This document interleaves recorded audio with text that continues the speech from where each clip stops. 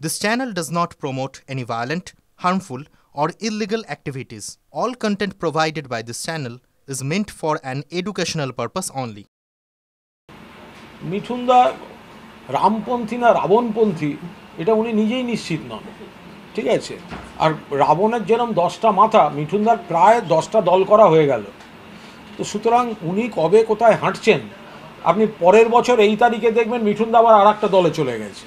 ফলে ওনার মতো গিরগিটি দল বদলু তিনি কবে কি হাঁটছেন, কোন দিকে হাঁটছেন, এই দিয়ে কোনো রাজনীতির প্রতিক্রিয়া হতে পারে না। আমি একটা প্রতিক্রিয়া দেব, প্রতিক্রিয়াটা সম্প্রচার হতে হতে উনি আর একটা দলে চলে যাবে, তখন কি হবে?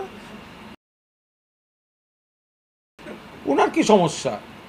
ওনার তো কোনো সমস্যা নেই, রাজ্যে তো শান্তি আছে, কোথাও তো সমস্যা নেই। ওনারা যেখানে যেখানে গণ্ডগোলের হুমকি দিয়েছেন সেই কারণেই হয়েছে। ঈদ তো এত সুন্দরভাবে পালিত হয়েছে, দুর্গাপুজো এত সুন্দরভাবে পালিত হয়, সব ধর্মের উৎসব হয়। রামনবমীটা বেছে বেছে বিজেপি হিংসা তৈরি করার চেষ্টা করে, পুলিশ সেই জন্য থাকে। তারা যদি এই ধরনের সংলাপগুলো না দিতেন, এই হ্যান কারেঙ্গা ত্যান কারেঙ্গা, তাহলে ব্যবস্থা অতটা হতো না। ওদের তো আবার ট্র্যাক রেকর্ড অত্যন্ত ভালো সুকান্তবাবুদের।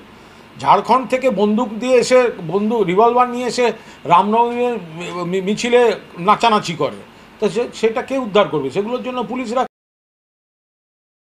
উনি মোদি ছেড়ে রাম ধরছেন কেন? মোদির প্রতি আস্থা নেই, অমিত শাহর প্রতি আস্থা নেই।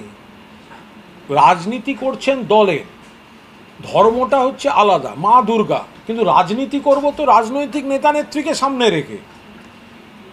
তো যে দলে দিলীপবাবুর মতোদের হাল হয়, যে রাজনীতির নেতাদের সামনে রাখার মুখ নেই, রাজনীতি বলে কিছু নেই, ইস্যু নেই, কাজ নেই, তাদের এই ধর্ম বিক্রি করে বাজারে খেতে হয়।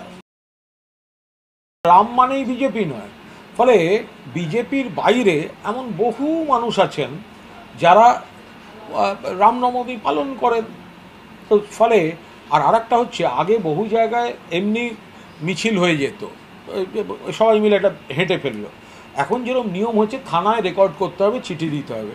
যেহেতু থানায় নথিভুক্তিটা বাড়ছে, ফলে দেখলে মনে হচ্ছে যেন সংখ্যা খুব বেড়ে যাচ্ছে, ব্যাপারটা আদৌ সেরকম নয়। অত্যন্ত হিংসাত্মক কুৎসিত কথাবার্তা, এইভাবে কথা বলা যায় না, এটা হতে পারে না। রাজনীতি কেন, অন্য কোনো পেশার মানুষেরই এটা বলা উচিত নয়। দুদিন আগে উনি সকলকে নিয়ে চলার কথা বলতেন, আজকে এই ধরনের ধর্মীয় ভেদাভেদের কথা বলছেন। এটা অত্যন্ত বিপজ্জনক, প্ররোচনামূলক এবং আইন বিরুদ্ধ কথাবার্তা। এবার এগুলো যত বলবেন মানুষ প্রত্যাখ্যান করবেন।